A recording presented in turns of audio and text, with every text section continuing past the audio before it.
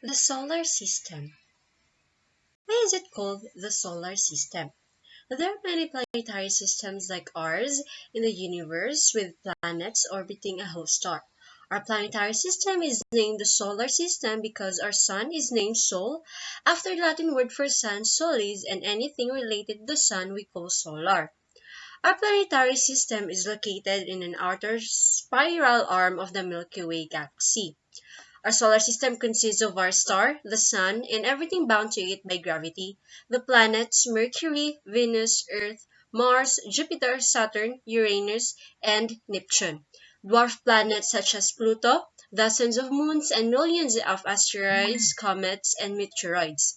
Beyond our own solar system, we have discovered thousands of planetary systems orbiting other stars in the Milky Way. First off, we have the terrestrial planets. Terrestrial planet consists of Mercury, Venus, Earth, and Mars. They are called terrestrial because they have a compact, rocky surface like Earth's terra firma. The terrestrial planets are the four innermost planets in the solar system. So we have the Mercury, the smallest planet in our solar system and nearest to the Sun. Mercury is only slightly larger than Earth's moon.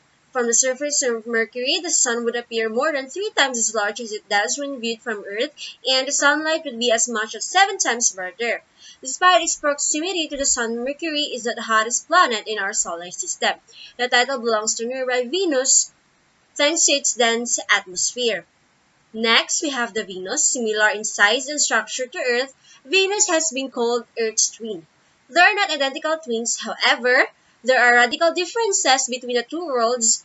Venus has a thick, toxic atmosphere. Venus has a thick, toxic atmosphere filled with carbon dioxide and is perpetually shrouded in thick, yellowish clouds of mostly sulfuric acid that trap heat, causing a runaway greenhouse effect. It's the hottest planet in our solar system, even though Mercury is closer to the Sun. Venus has crushing air pressure at its surface more than 90 times that of Earth, similar to the pressure you'd encounter a mile below the ocean of Earth. Next, we have the Earth. Our home planet is the third planet from the Sun, and the only place we know so far that's inhabited by living things. While Earth is only the fifth largest planet in the solar system, it is the only world in our solar system with liquid water on the surface. Just slightly larger than nearby Venus, Earth is the biggest of the four planets closest to the Sun, all of which are made of rock and metal. Next, we have the Mars, is the fourth planet from the Sun, a dusty, cold desert world with a very thin atmosphere. Mars is also a dynamic planet with seasons, polar ice caps, canyons, extinct volcanoes, and evidence that it was even more active in the past. Mars is one of the most explored bodies in our solar system, and it's the only planet where we've sent rovers to roam the alien landscapes.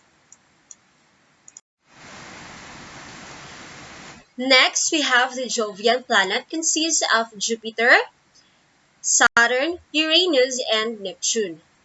First, we will going to talk about Jupiter. Jupiter has a long history of surprising sciences, all the way back to 1610 when Galileo Galilei found the first moon beyond Earth. That discovery changed the way we see the universe. Fifth in line from the Sun, Jupiter is by far the largest planet in the solar system, more than twice as massive as all the other planets combined. Jupiter's familiar stripes and swirls are actually called windy clouds of ammonia and water floating in an atmosphere of hydrogen and helium. Jupiter's iconic Great Red Spot is a giant storm bigger than Earth that has raged for hundreds of years. Next, Saturn. Saturn is the sixth planet from the Sun and the second largest planet in our solar system. Adorned with thousands of beautiful ringlets, Saturn is unique among the planets. It is not the only planet to have rings made of chunks of ice and rock, but none are as spectacular or as complicated as Saturn's. Like fellow gas giant Jupiter, Saturn is a massive ball made mostly of hydrogen and helium. Next, we have the Uranus, seventh planet from the Sun, rotates at a nearly 90-degree angle from the plane of its orbit. This unique tilt makes Uranus appear to spin on its side. The first planet found with the aid of a telescope, Uranus was discovered in 1781 by astronomer William Herschel, although he originally thought it was either a comet or a star.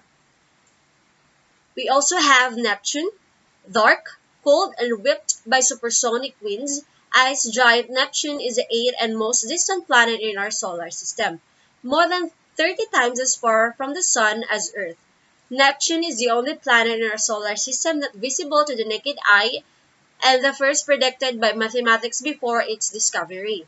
In 2011, Neptune completed its first 165-year orbit since its discovery in 1846.